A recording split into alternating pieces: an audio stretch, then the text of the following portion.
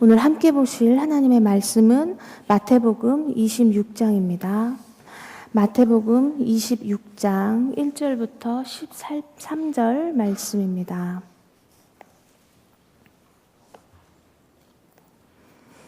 우리 다 같이 한마음 한목소리로 이 말씀 읽도록 하겠습니다. 예수께서 이 모든 말씀을 마치셨을 때에 자기 제자들에게 말씀하셨다. 너희가 아는 대로 이틀이 지나면 유월절인데 인자가 넘겨져서 십자가에 달릴 것이다. 그 즈음에 대제사장들과 백성의 장로들이 가야바라는 대제사장의 관저에 모여서 예수를 속임수로 잡아서 죽이려고 모의하였다. 그러나 그들은 백성 가운데서 소동이 일어날지도 모르니 명절에는 하지 맙시다 하고 말하였다.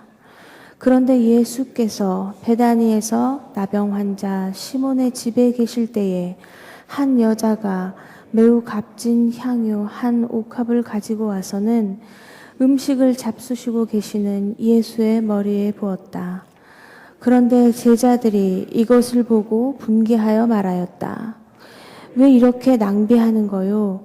이 향유를 비싼 값에 팔아서 가난한 사람들에게 줄 수 있었을 텐데요. 예수께서 이것을 보시고 그들에게 말씀하셨다. 왜 이 여자를 괴롭히느냐? 그는 내게 아름다운 일을 하였다. 가난한 사람들은 늘 너희와 함께 있지만 나는 늘 너희와 함께 있는 것이 아니다. 이 여자가 내 몸에 향유를 부은 것은 내 장례를 치르려고 한 것이다. 내가 진정으로 너희에게 말한다. 온 세상 어디서든지 이 복음이 전파되는 곳에서는 이 여자가 한 일도 전해져서 그를 기억하게 될 것이다. 아멘. 오늘 우리에게 주실 하나님 말씀 기대하면서 잠시 묵상으로 기도하시겠습니다.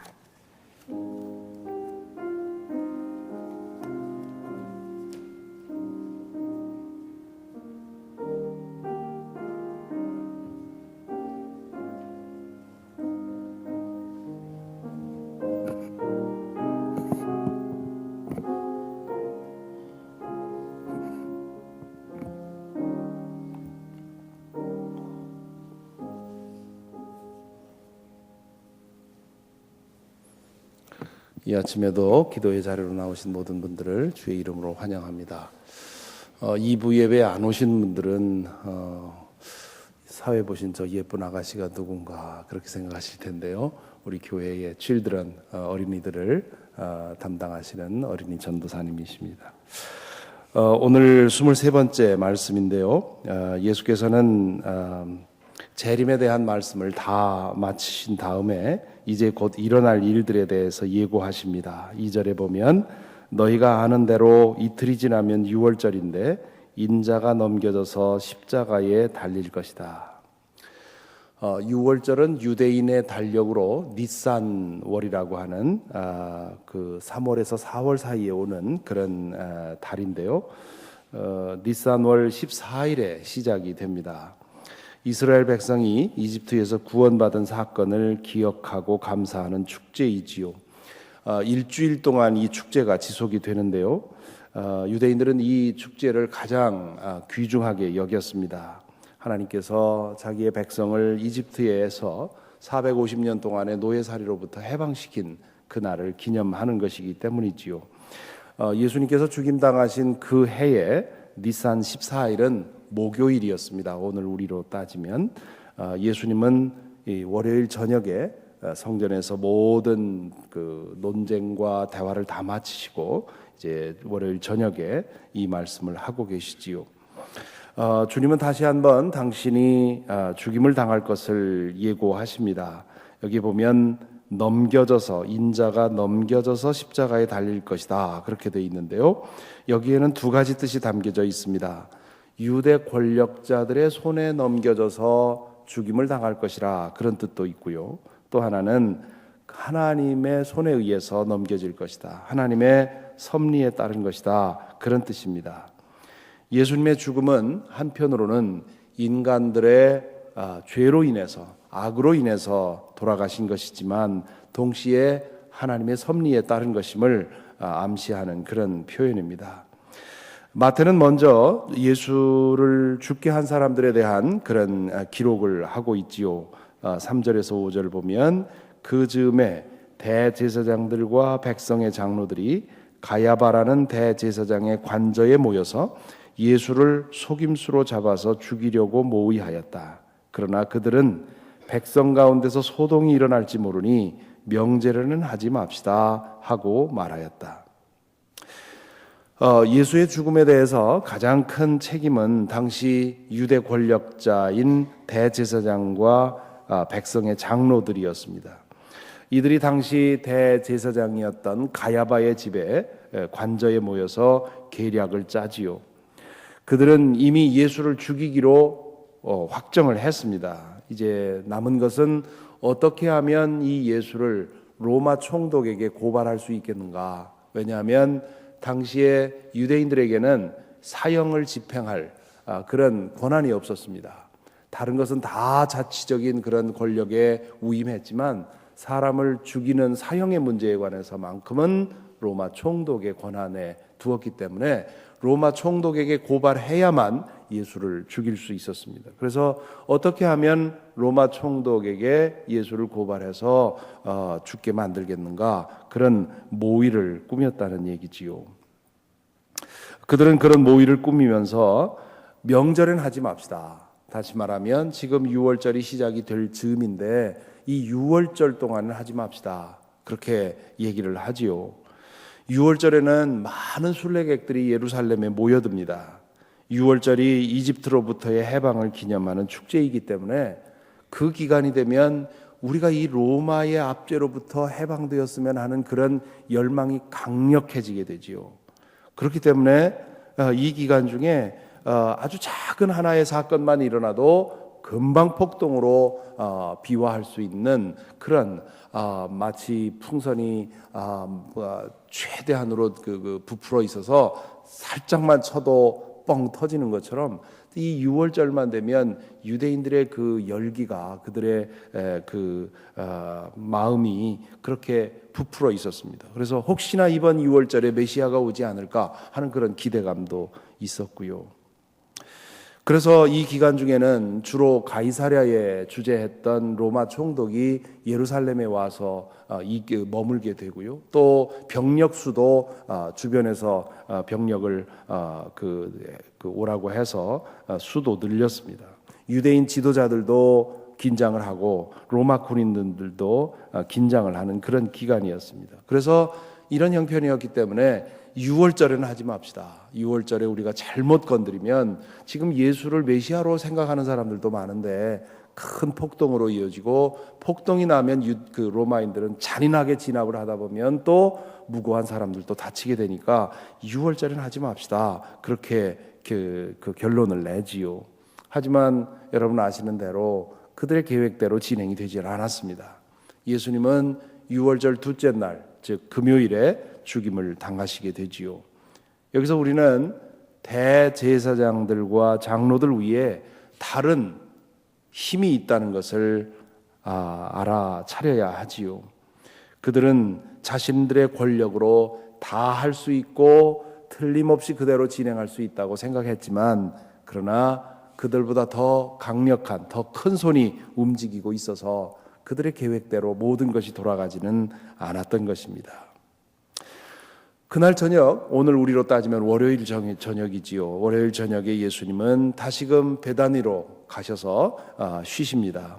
이번에는 마르다와 마리아의 집에 쉬시지 않고 나병 환자 시몬의 집에 쉬셨다. 이제 그렇게 오늘 말씀은 적고 있습니다.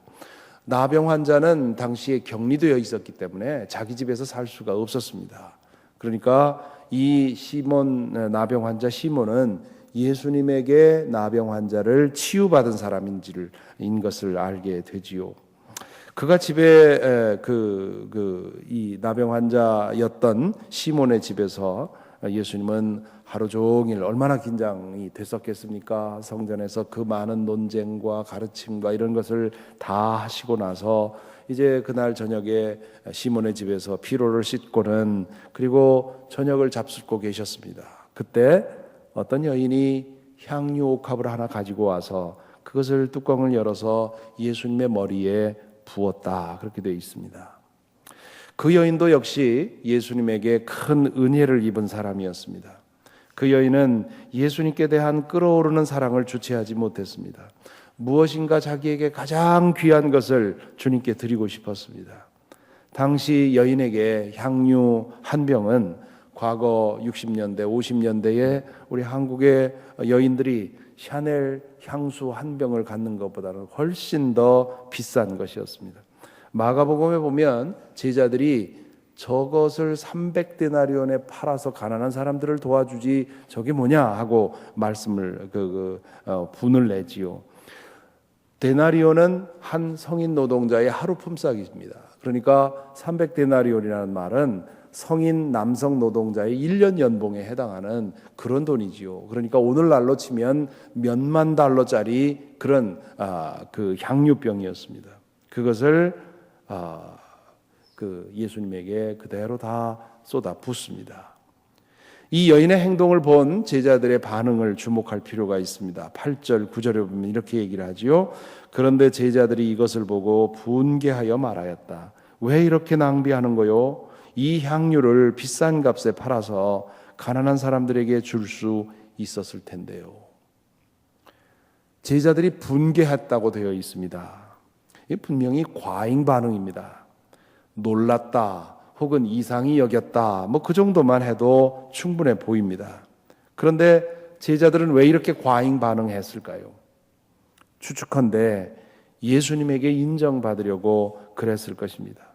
평소에 예수께서 말씀하시고 행동하신 것을 생각했을 겁니다. 그것을 감안할 때 주님은 분명히 이 여인을 혼낼 거다. 왜 이렇게 쓸데없는 허비를 하느냐 하면서 꾸짖을 거다 하는 생각을 하고는 주님이 좋아할 말을 앞서서 한 것이지요. 그러면서 과잉 반응을 지금 하고 있는 것입니다.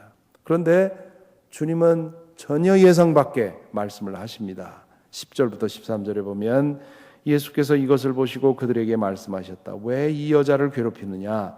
그는 내게 아름다운 일을 하였다. 가난한 사람들은 늘 너희와 함께 있지만 나는 늘 너희와 함께 있는 것이 아니다.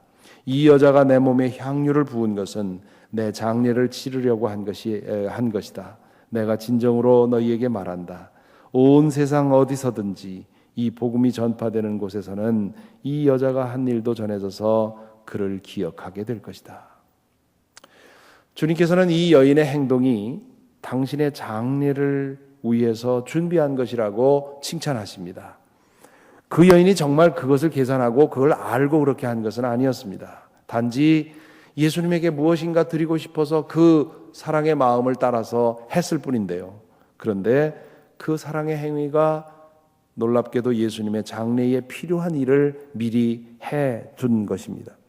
그 이후의 이야기를 읽어보면 알겠지만 예수님이 십자가에 달린 다음에 아리마대 요셉의 그 무덤에 장례될 때 유대인들의 관리에 따라서 시신을 씻고 거기에 향유를 바르는 그런 일을 하지 못했습니다. 그러니까 그것을 미리 하는 그런 행동으로 한 것이라고 예수님이 그의 그 행동을 해석해 주지요. 여기서 우리는 사랑의 신비를 경험합니다. 순수한 사랑에는 이런 능력이 있습니다. 마음 다해 사랑하고 보니 그것이 치유의 능력을 발휘하는 것을 경험하지요. 극진히 사랑했더니 그것이 절망 속에서 희망을 주는 그런 그 단서가 되기도 합니다. 아무 계산 없이 사랑한 것뿐인데 그것이 미래의 불행에 대한 예비가 되고 다가올 겨울에 대한 대비가 됩니다. 그것이 사랑이지요. 그렇기 때문에 살아가면서 가장 의지할 것은 사랑하고 사랑받는 것입니다. 아무 것을 알 수 없어도 고통스러울 때도 그렇고 앞길이 안 보일 때도 그렇고 무엇을 해야 할지도 모를 때도 그렇습니다. 그냥 사랑만 하면 됩니다. 그러면 거기서 길이 열리는 것을 경험하게 되는데요. 오늘 이 여인의 이야기를 통해서도 그것을 확인하게 됩니다. 예수님은 제자들에게 가난한 사람들은 늘 너희와 함께 있을 것이지만 나는 늘 너희와 함께 있는 것이 아니다 라고 말씀을 하시지요. 그동안 기독교계에서 이것을 해석하면서 가난한 사람을 돕는 것은 우리 교회가 할 일이 아니다, 그렇게 잘못 해석한 경우가 많이 있었습니다. 그렇지 않습니다. 구약 성경도 그렇고요, 신약 성경도 그렇습니다만은 가난한 사람들은 하나님의 가장 우선적인 관심사였습니다. 율법에는 가난한 사람들에 대한 배려가 여러 곳에 담겨 있습니다. 가난한 사람의 겉옷을 저당을 잡는다면 다음 날 그날 저녁에 밤이 오기 전에 꼭 돌려주라, 그런 율법 규정이 있지요. 이 당시 유대인들에게 있어서 겉옷은 이렇게 통으로 짠 그런 그 옷이었기 때문에 밤이 되면 그게 이불이 됩니다. 그런데 그 중동 지방에서 밤이 되면 매우 춥기 때문에 그 겉옷이 없으면 밤에 추워서 잠을 잘 수가 없습니다. 그러니까 아침에 누구에겐가 돈을 빌리기 위해서 내 이 겉옷을 잠시 맞고 하루만 돈을 빌려주시오 했을 때 저녁에 돈을 갚지 못하면 그러면 그 겉옷은 하루 돌려주라는 거예요. 그래야 그 사람이 따뜻하게 하룻밤 잘 거 아니냐 하는 그런 이런 것을 비롯해서 율법에는 가난한 사람들에 대한 배려가 여러 곳에 담겨 있습니다. 예언자들도 가난한 사람들을 착취하는 것, 가난한 사람들이 그냥 고통에 있게 만드는 것, 그런 것에 대해서 매우 강하게 비판을 하셨습니다. 예수님은 늘 가난한 사람들과 함께 했지요. 그러므로 가난한 사람들을 살피고 돌보는 것은 믿는 사람들의 가장 중요한 관심사 중에 하나가 되어야 한다는 것입니다. 우리 믿는 사람들은 자주 축복의 논리에 그 함정에 빠질 때가 많습니다. 내가 얻은 것은 내 믿음에 대해서 하나님이 주신 축복이라고 생각을 합니다. 그러면 축복이라고 생각하는 순간 우리는 그것은 내가 누릴 만한 그런 권리가 있다고 하는 그 권리를 더 많이 생각을 하게 됩니다.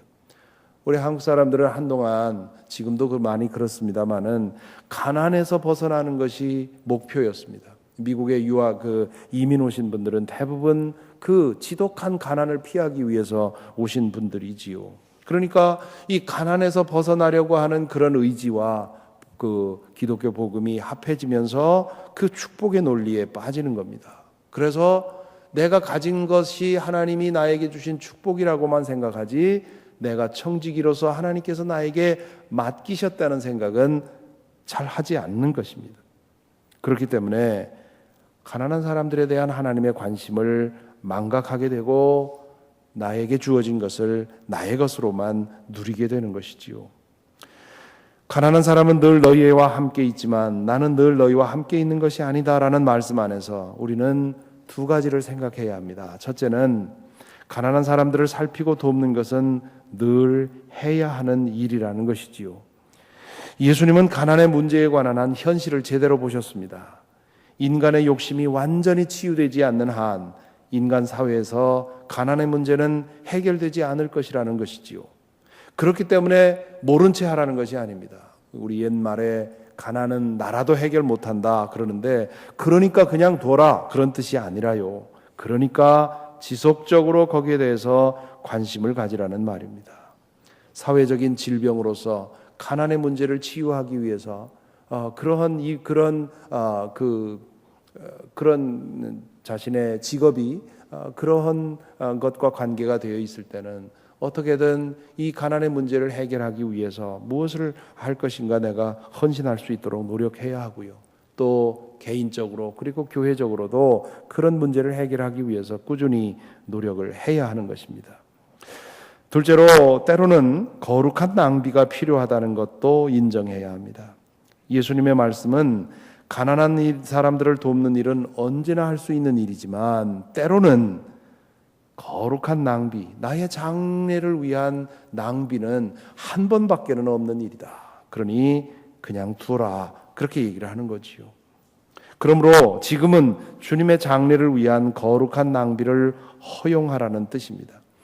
제자들은 주님의 말씀에 적잖게 놀랐을 것입니다. 왜냐하면 주님이 주로 가르친 말씀은 절제해라, 욕심을 자제해라, 단순하게 살아라, 자족하면서 살아라, 절약해라, 나눠라, 이런 것들이 주로 하신 말씀입니다. 그런데 지금은 그 많은 돈, 그 비싼 향유를 허비하는 것을 그냥 두셨기 때문이지요. 예수님은 율법주의자가 아니었습니다. 금욕주의자도 아니었습니다. 어떤 주의를 만들어 놓고 난 절대로 이걸 지키겠다, 그러한 율법주의자가 아니었습니다. 항상 절약만을 주장하지도 않았고 항상 나눔만을 주장하지도 않았습니다. 그분은 때로 금식하셨지만 또 자주 잔치를 즐기셨습니다. 절약하고 가난한 사람들을 도우셨지만 때로 넉넉하게 베풀기도 하셨습니다. 주님은 언제나 원칙에 붙들려 살지 않았고요, 그때그때의 상황에 맞게 행동을 하셨습니다. 그래서 때때로 함께 있는 사람들이 놀라게 되는 것이지요. 어떤 때는 주관도 없어 보이고 일관성도 없어 보이고 이랬다 저랬다 하는 것처럼 보이는 겁니다. 그분은 그만큼 자유로운 분이었습니다. 오늘 우리가 예수의 제자로 살면서 그만큼 자유롭기를 꿈꾸는 것은 아마 주제넘은 일일 것입니다. 오히려 우리는 어떤 원칙이나 기준을 세우고 그것을 따라가는 것이 더 안전할 것입니다. 하지만 동시에 어떤 기준, 우리가 세운 기준과 원칙에 붙들려서 그것에 포로가 되어서는 안 됩니다. 하나님과의 깊은 사귐을 나누어가며 그때그때 필요한 것이 무엇인지를 찾아야 되겠지요. 기독교의 덕목은 누가 뭐니 해도 절제와 금욕과 단순과 자족과 절약과 나눔, 이런 것들에 있습니다. 가난한 사람들에 대한 관심과 복음을 알지 못하는 사람들에 대한 그런 선교의 관심도 역시 중요합니다. 그것이 우리의 우선적인 관심이 되어야 할 것입니다. 하지만 때로는 그것보다 더 급하고 더 꼭 필요한 일이 있습니다. 그럴 때는 기쁘게 그리고 감사하게 거룩한 낭비를 허용해야 합니다. 이 여인이 이 향유를 마련하기 위해서 얼마나 오랫동안, 얼마나 고생하면서 돈을 모았을지 쉽게 짐작할 수 있습니다. 먹을 것 먹지 않고 쓰고 싶은 것 쓰지 않고 하고 싶은 것 절제해가면서 모았을 것입니다. 그렇게 어렵게 모은 것을 주님을 위해 아낌없이 드린 것이지요. 그 비싼 것을 사랑의 표현에 다 허비한 것입니다. 주님께서는 온 세상에 복음이 전파되는 곳마다 이 여인의 이야기가 전해질 거다, 그렇게 축복을 해 주시지요. 예수님의 12제자 남자들 가운데는 한 사람도 이런 축복을 받은 사람이 없습니다. 이 말씀에 비추어 우리 자신을 돌아보십시다. 우리는 어떻습니까? 주님께 대한 우리의 사랑은 어떻습니까? 어제도 주님께 대한 우리의 은혜가 늘 살아있어야 한다, 그런 말씀을 드렸습니다마는 그분에게서 받은 은혜가 우리에게 얼마나 있고 그 은혜로 인해서 우리는 그분에게 내가 가장 좋은 것, 나의 것을 드리고 싶은 마음이 얼마나 있습니까? 자신의 가장 귀중한 보물을 바친 이 여인처럼 자신의 가장 귀한 것을 드리고 싶은 그런 마음이 우리에게 있습니까? 내 시간 중 가장 귀중한 시간, 내 물질 중 가장 귀중한 물질, 다른 아무 이유 없이 아무런 목적도 없이 그냥 사랑 때문에 드리고 싶은 그런 마음 우리에게 있습니까? 그것이 때로는 낭비처럼 보입니다. 어떤 신학자는 예배를 가리켜서 Holy waste of time이라고 썼습니다. 예배가 뭐냐? 거룩한 시간 낭비라는 거지요. 믿지 않는 사람들이 볼 때는 정말 시간 낭비지요. 지금 우리가 모여서 예배드리고 하는 이 시간도 믿지 않는 사람의 눈에 볼 때는 시간 낭비입니다. 그런데 왜 우리가 이 시간을 낭비합니까? 주님께서 우리에게 주신 그 사랑 때문이고요. 그리고 이 사랑이 우리가 상상하고 계산하는 것 이상의 일을 이룰 것이기 때문에 이렇게 낭비하는 것입니다. 모쪼록 우리 마음속에 주님의 은혜가 늘 살아있어서 가장 귀한 것을 바치고 싶은, 드리고 싶은, 무엇이든지 해드리고 싶은 그런 마음이 우리 속에 늘 살아있다면 그 은혜가 우리를 늘 바른 길로 인도할 줄로 믿습니다. 찬송가 314장 함께 부르겠습니다. 315장입니다. 찬송가 315장.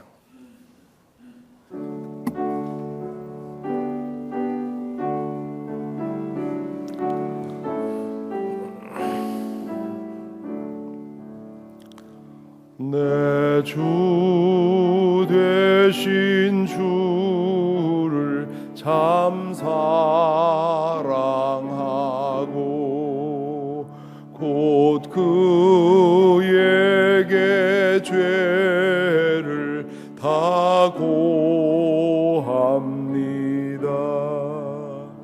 그는 예를 주신 내 예수시니 이전보다 더욱 사랑합니다. 주 날 사랑하사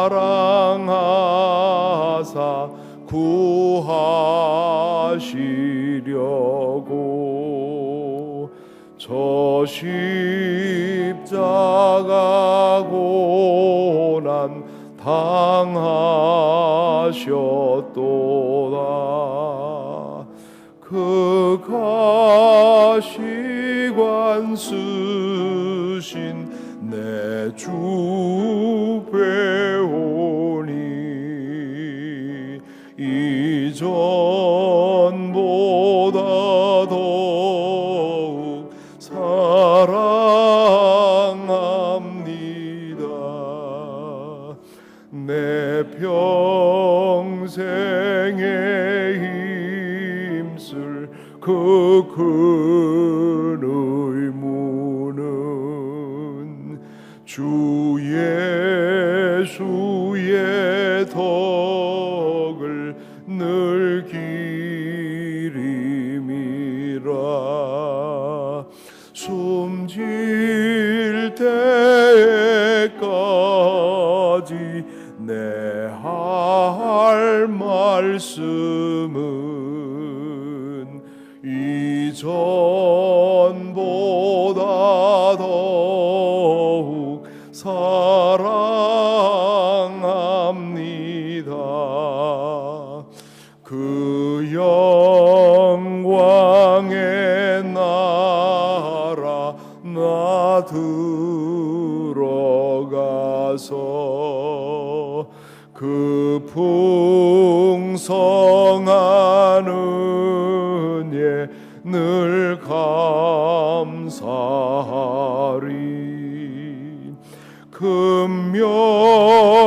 금멸유관 쓰고 나 찬송할 말 이전보다 더욱 사랑합니다. 기도하겠습니다. 이 시간 잠시 말씀을 묵상하십시다. 이전보다 더욱더 사랑하리라. 우리의 은혜가 이전보다 더 큽니까?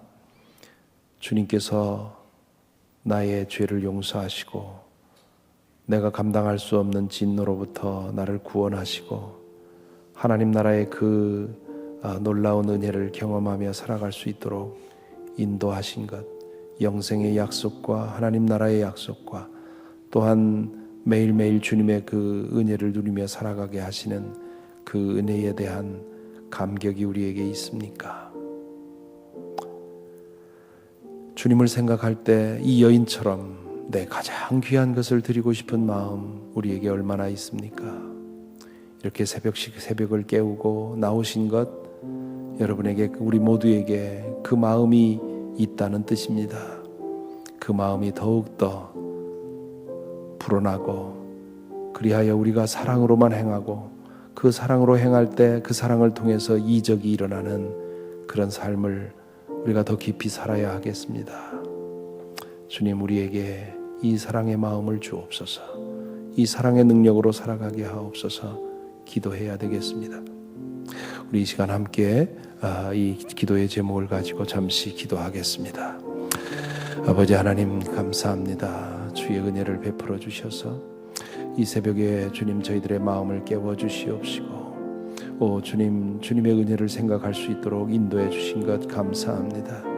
아버지 하나님, 이 여인에게 주의 은혜가 충만했던 것처럼 주님, 우리의 가장 귀한 것 드리고 싶은 그런 마음, 주님께 모든 것을 드리고 싶은 마음, 모든 것을 바치고 싶은 그런 마음이 우리에게 살아있도록 주님 인도하여 주옵소서.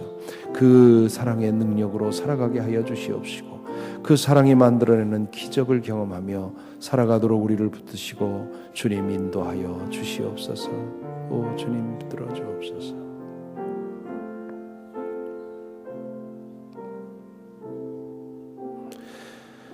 오늘 우리의 공동의 기도 제목은 미국의 도덕성 회복을 위해서, 우리 미국을 위해서, 우리가 사는 미국 땅을 위해서 기도하십시다. 또한 우리 조국의 안정과 평화와 화해 위해서 기도해 주시고요. 또 핵실험을 하겠다고 으름장을 놓고 있는 북한 또한 우리의 기도에 포함시켜야 되겠습니다.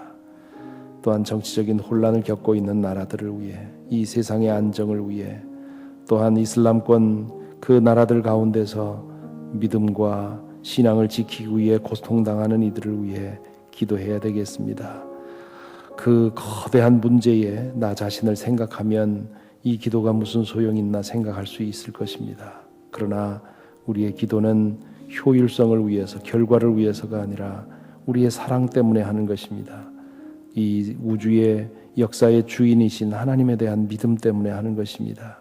그 믿음과 사랑을 가지고 이 시간 우리 이 세상을 위해서 잠시 중보하는 기도를 하겠습니다. 기도하십시다. 아버지 하나님, 우리에게 이 나라를 허락하시고 이 땅에서 살아갈 수 있도록 인도해 주신 것 감사합니다. 미국을 위해서 기도합니다. 아버지 하나님, 이 나라의 도덕성을 위해 기도합니다. 이 나라의 정치와 경제와 문화와 주님, 이 나라의 또한 리더십을 위해 기도합니다. 아버지여, 이 미국이 주님 이 시대에 자신에게 주어진 바른 사명 감당할 수 있도록 인도하여 주옵소서. 그 사명을 감당할 수 있도록 주님 깨어있게 하여 주시고 도덕성을 회복시켜 주시옵소서. 아버지 하나님, 조국을 위해 기도합니다. 오 주님, 화해를 허락하여 주옵소서. 오 주님, 모든 국민들이 한 마음으로 살아갈 수 있는 그런 귀한 은혜 허락하여 주시옵시고, 토론과 주님 이견을 통해서 또한 하나의 그림을 만들어가는 아름다운 모습을 그들이 이루어낼 수 있도록 인도하여 주옵소서. 북한을 위해 기도합니다. 불의한 정권을 위해 기도합니다. 오 주님이여, 저들 가운데 함께 하시고 주님 인도하여 주시어서 이 철의 장막이, 이 동토의 땅이 빨리 속히 주님 봄을 맞이할 수 있도록, 그 굳게 굳혀진 그 닫혀진 문이 열릴 수 있도록 주님 인도하시고 붙들어 주시옵소서. 오 주님, 아버지 하나님, 오늘 한 여인의 귀한 행동을 통해서 우리 자신을 돌아보게 됩니다. 주님이여, 먼저는 우리에게 주어진 것을 주님께서 주신 축복으로만 여길 뿐 아니라 우리에게 맡겨진 청지기로서의 우리에게 맡겨진 것으로 주님 생각할 수 있도록 인도하여 주셔서 가난하고 힘들고 병들고 고통받고 눈물 흘리는 사람들에 대한 주님의 관심을 잊지 않도록 인도하여 주셔서 우리의 것을 나눌 수 있는 주님 그런 귀한 마음 우리 모두에게 허락하여 주옵소서. 뿐만 아니라 주님, 오늘 이 여인이 주님께 행한 일을 기억합니다. 우리에게 그 뜨거운 사랑의 마음을 허락하여 주시옵소서. 우리의 가장 귀한 것을 주님께 드리고 싶은 마음, 그리고 그것으로 인해서 우리가 상상하지도 않았던 놀라운 일이 일어나는 귀한 역사를 우리가 경험할 수 있도록 주님, 우리 마음속에 은혜를 허락하시고 은혜에 대한 감격 허락하시고 그 감격의 마음으로, 그 힘으로 오늘 하루도 살아가도록 인도하여 주시옵소서. 주께서 우리에게 주신 그 은혜의 빛이 우리의 눈빛을 통해, 우리의 얼굴빛을 통해, 우리의 말을 통해, 우리의 행동을 통해 오늘 하루 동안 그것이 환히 발산될 수 있도록 주님, 우리 마음속에 이 시간 은혜를 채워 주옵소서. 우리 주 예수 그리스도 이름으로 기도하옵나이다. 아멘.